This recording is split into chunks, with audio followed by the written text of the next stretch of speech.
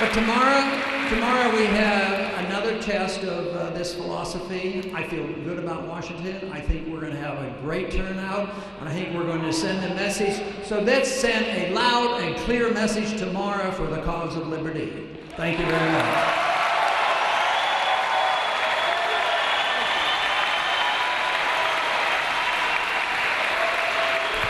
Thank you, Dr. Paul. And we have questions for Dr. Paul. Let's have a seat and get our town hall underway. Have a seat and let's ask our questions. You guys all came in and some of you dropped off a question or two for Dr. Paul, and I happen to have those questions already picked out. So what I'd like to do, Dr. Paul, if it's all right? Okay, that'll be fine. I'll go ahead and get the questions ready, but before I do, under your chair, some of you guys, I went ahead and put some signs. Don't feel you can't use those. They're there for you to use. Number 2, after this, 15 minutes after Dr. Paul is gone, just to do some business, we're going to have some training for tomorrow. So if you're a Washington resident, you can stay to get your training for what you have to do tomorrow if you haven't already. And if not, if you're an Oregonian, you're welcome to stick around because I'm going to tell you exactly what needs to be done first so you can be dismissed before the training. Thank you very much. I'm going to take this to a questionnaire.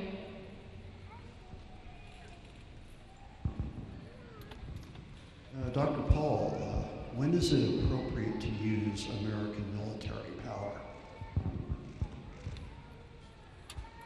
I'm told to repeat. Is the question, when is it appropriate to use U.S. military power? Yes.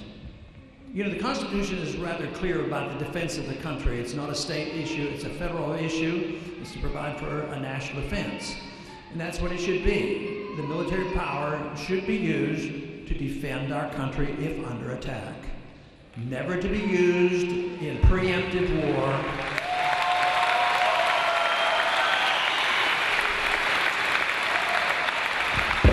Dr. Paul, question number 2. Thank you for coming to see us, Dr. Paul. I'm over here. Over the past 2 administrations, much attention has been paid to the use of executive orders and signing statements. What are your views on presidential use of these tools? The signing statement, yes, a signing statement and executive orders. The signing statement is something that shouldn't be used. I would not use it. The signing statement is essentially the president pretending he has a line out and veto. He takes a bill and he signs the bill, but then he says at the bottom, I don't agree with A, B, and C, and I don't plan to follow it. So he sort of ducks it. It's a messy area. Whether or not that would hold up in court is another question, but it's a way for him to set the standards, and it's trying to usurp more power for the executive branch. I think that is wrong. Now, the executive order, our current president not too long ago was not happy with the Congress because the Congress was slow in passing some environmental laws that he wanted. He says, okay, I'll write an executive order and do the same thing. Now that is illegal. That is unconstitutional. It should not be tolerated. But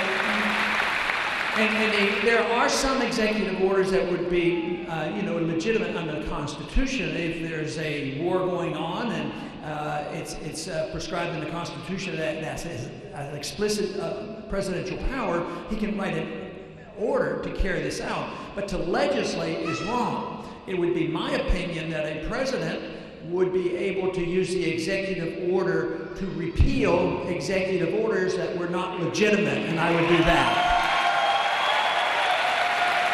Number 3. Hi, Dr. Paul. For pro-life voters, why should we vote for you as opposed to Santorum?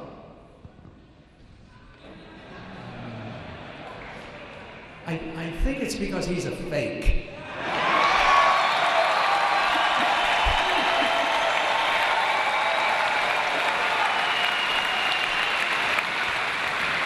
No, in a way, in a serious way, that's a catchy word, I understand. but in a way, I don't think he's a conservative.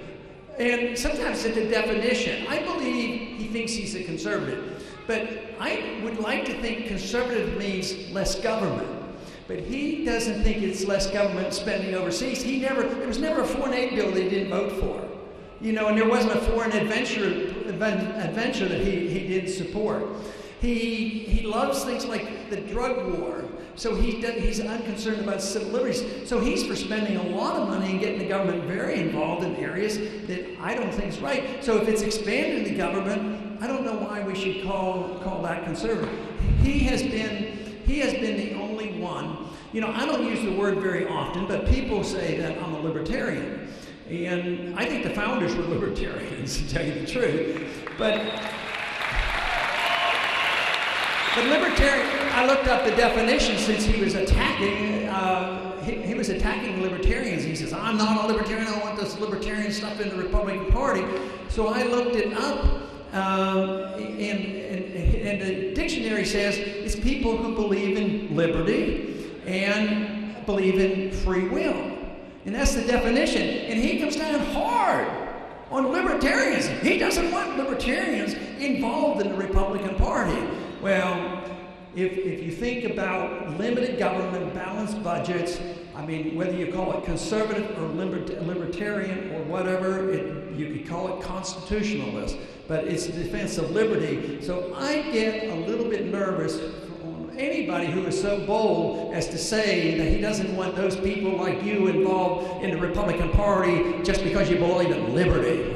I think that would be a good reason not to vote for him.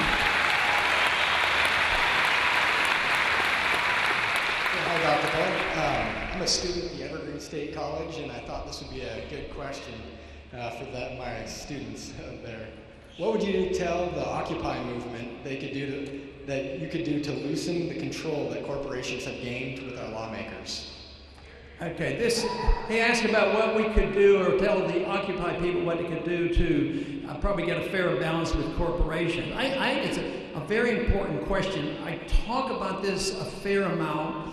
And that is that some people come down real hard on Occupy movement. And some of it, I think you have to sort it all out, because I don't want to see people coming down on people who are wealthy. In a free society, there's nothing wrong with wealth, but there's something wrong with corporations or individuals who make money because they're insiders, because they have advantage on the monetary system, or they get the bailouts, or they get the contracts. That is quite a bit different, so you have to sort this out. So if you're a Steve Jobs and he's wealthy because we bought his product and we liked the price and we liked his product, we shouldn't come down hard on him. But if an individual, has made a lot of money at Fannie Mae and Freddie Mac and then gets the bailouts, boy, that is entirely different. So we have to sort that out, and I think that it's very important to make this difference, because if you throw it all together, we don't want to destroy incentive. That's one thing about a free society, is you should be able to lift yourself up by working hard and savings, but we should not reward people who get there by getting special benefits from the government, and they deserve our criticism.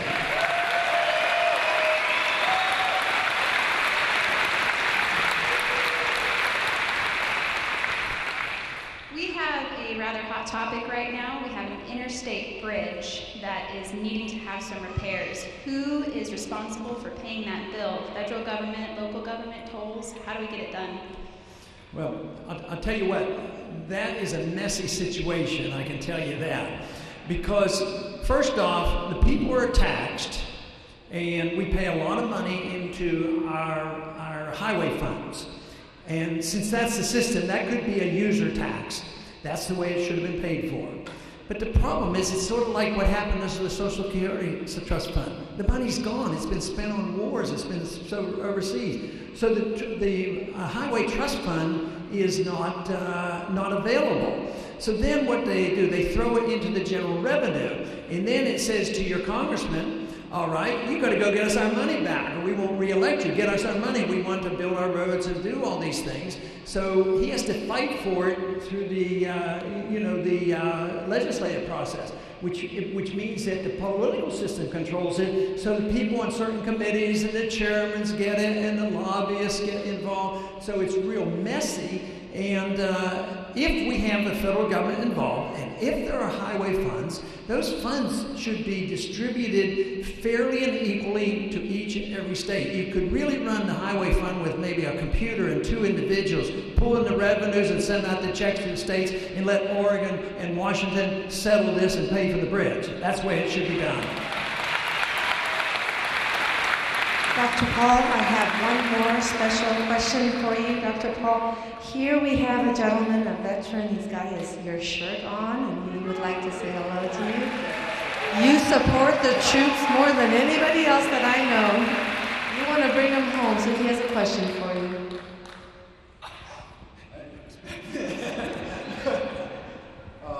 There's a lot of trouble in Syria right now. As president, what would you do? Okay, he asked about Syria. There's a lot of trouble over there. That's probably an understatement. And what would I do? I'd stay out of it.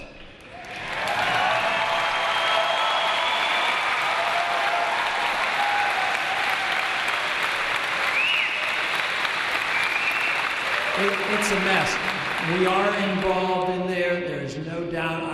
Our CIA agents are over there. There could be troops going in. There's a lot of people in Washington that think it's very important to take over Syria and have control of Syria. Then they have a clear sailing into Iran. That's the way the thinking is going in Washington. So we do not need to be involved. But you know, one problem just builds on another. Right now, there's pretty good evidence that the Al-Qaeda has moved in and are participating in this attempt to overthrow the current government. But where's the Al-Qaeda coming from? From Iraq. How long did we get rid of the Al-Qaeda? No, they were never there. They only went into Iraq after we got there. What we're doing, because I think our policy will fail, just as it failed for us to buy friendship from the Egyptians. You know, $40 billion, and look, the people finally got annoyed, and there's an overthrow of the government. Al-Qaeda's in Egypt. Now Israel is more vulnerable, not less vulnerable. It hasn't helped Israel, it hasn't helped us. We used all this money. So this thing keeps backfiring on us, and we're driving these countries further east. Iraq is much closer now because it's Shiite run, and it's more aligned with Iran. Pakistan today, we have a schizophrenic policy with Pakistan. We send them billions of dollars at the same time we're bombing the country. And now they're being driven, and we tell them what to do, and they're getting annoyed. You wonder why they're getting annoyed. And we're going to run out of money, so we won't be able to keep buying them all. But they're getting closer to the Iranians as well. And the Iranians sort of like the Chinese. And the Chinese have the money. The Chinese, while we're doing all this stuff, getting involved in countries like Syria and other places, the Chinese are quietly buying up oil fields and natural resources. I think our policies have not been good. This is why I think that we cannot survive all this without coming to our senses and saying it's time for a new foreign policy. It should be a foreign policy that the founders gave us. And those who say to us so often say, but you people, all you want to be is you want to be isolationists. You don't want to talk to the world. That is absolutely not true. Talking to